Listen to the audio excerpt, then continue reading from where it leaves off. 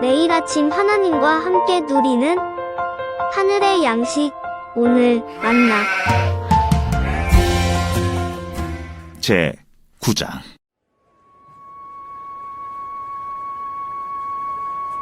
여덟째 날에 모세가 아론과 그의 아들들과 이스라엘 장로들을 불러다가 아론에게 이르되, 속죄제를 위하여 흠없는 송아지를 가져오고 번제를 위하여 흠없는 수령을 여호와 앞에 가져다 드리고 이스라엘 자손에게 말하여 이르기를 너희는 속죄제를 위하여 수염소를 가져오고 또 번제를 위하여 1년 되고 흠없는 송아지와 어린 양을 가져오고 또 화목제를 위하여 여호와 앞에 드릴 수소와 순양을 가져오고 또 기름 섞은 소제물을 가져오라 하라.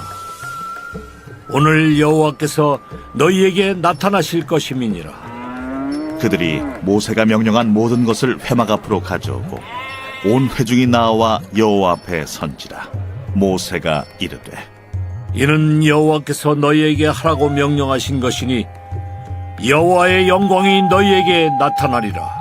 모세가 또 아론에게 이르되, 너는 제단에 나아가 내 속죄제와 내 번제를 드려서 너를 위하여 백성을 위하여 속죄하고 또 백성의 예물을 드려서 그들을 위하여 속죄하되 여호와의 명령대로 하라. 이에 아론이 제단에 나아가 자기를 위한 속죄제 송아지를 잡음에 아론의 아들들이 그 피를 아론에게 가져오니 아론이 손가락으로 그 피를 찍어 제단 뿔들에 바르고 그 피는 제단 밑에 쏟고 그 속죄제물의 기름과 콩팥과 간 거풀을 제단 위에서 불사르니 여호와께서 모세에게 명령하심과 같았고 그 고기와 가죽은 진영 밖에서 불사르니라.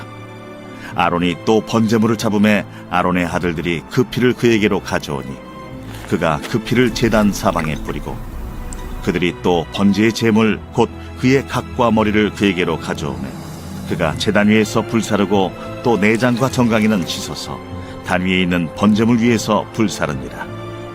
그가 또 백성의 예물을 드리되 곧 백성을 위한 속죄제의 염소를 가져다가 잡아 전과 같이 죄를 위하여 드리고 또 번제물을 드리되 규례대로 드리고 또 소제를 드리되 그 중에서 그의 손에 한 움큼을 채워서 아침 번제물에 더하여 제단 위에서 불사르고 또 백성을 위하는 화목제물의 수소와 수량을 잡으매 아론의 아들들이 그 피를 그에게로 가져오니 그가 제단 사방에 뿌리고 그들이 또 수소와 수량의 기름과 기름진 꼬리와 내장에 덮인 것과 콩팥과 간 거풀을 아론에게로 가져다가 그 기름을 가슴들 위에 놓으매 아론이 그 기름을 제단 위에서 불사르고 가슴들과 오른쪽 뒷다리를 그가 여호와 앞에 요제로 흔드니 모세가 명령한 것과 같았더라. 아론이 백성을 향하여 손을 들어 축복함으로 속죄제와 번제와 화목제를 마치고 내려오니라. 모세와 아론이 회막에 들어갔다가 나와서 백성에게 축복하매 여호와의 영광이 온 백성에게 나타나며 불이 여호와 앞에서 나와 제단 위에 번제물과 기름을 사른지라. 온 백성이 이를 보고 소리 지르며 엎드렸더라. 오늘 레위기서의 말씀을 함께 살펴보고자 합니다. 하나님 앞에 나아가기 위해 필요한 것은 제사를 인도할 제사장과 그리고 하나님 앞에 드려질 제물과 그리고 당사자인 백성들이었습니다. 제사를 드릴 때에는 임의로 드리는 것이 아니라 하나님께서 정해놓으신 방법대로 절차를 따라 그 제사를 진행해야 합니다. 그리고 하나님 앞에 나아갈 때 직접 나아갈 수 없고 제사장을 통하여 짐승의 피를 의지하여 하나님 앞에 나아갈 수 있습니다. 하나님의 방식대로 하는 것이 바로 거룩함의 표지였습니다. 하나님은 그 제사 가운데 백성들에게 임재하셨고 이스라엘 백성들은 하나님의 영광에 두려워 떠는 장면이 오늘 말씀입니다. 이 레위기서는 구약시대의 의식법이기 때문에 오늘날 우리에게 방법적으로 적용될 수 없습니다. 그러나 여전히 우리에게 이 제사법이 유효한 것은 바로 그들이 제사를 드렸을 때의 정신과 그 원리로서 우리에게 지금도 의미를 가지고 있고 우리에게 교훈을 줄 수 있습니다. 우리도 이스라엘 백성들처럼 하나님 앞에 나아가기 위해 거룩함을 가지고 살아가야 합니다. 우리에게 있어서 제사장이라는 것은 따로 있지 않고 우리에게 있어서 제사장은 바로 예수 그리스도이십니다.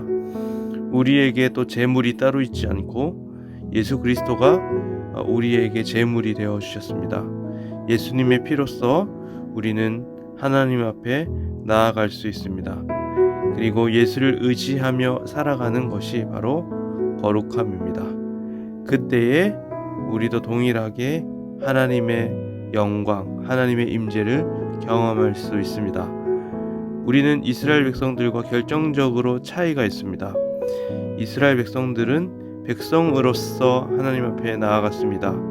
하나님이 이스라엘의 왕이셨기 때문입니다. 그러나 우리에게 이 말씀은 좀 다르게 다가옵니다.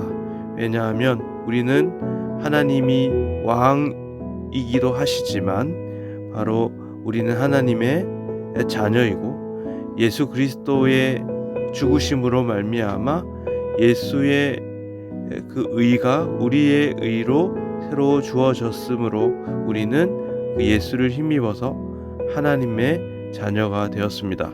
그렇기 때문에 우리는 종으로서 백성으로서가 아닌 자녀로서 하나님 앞에 나아갈 수 있습니다. 그래서 우리는 자유롭게 주님을 만날 수 있는 것입니다. 우리는 이러한 특권을 통해 주님을 만날 수 있으며 주님을 사랑할 수 있습니다. 이스라엘 백성들이 하나님이 알려준 절차와 방법을 따라 제사하였듯이 우리도 하나님께서 주신 주의 말씀대로 살아가야 합니다.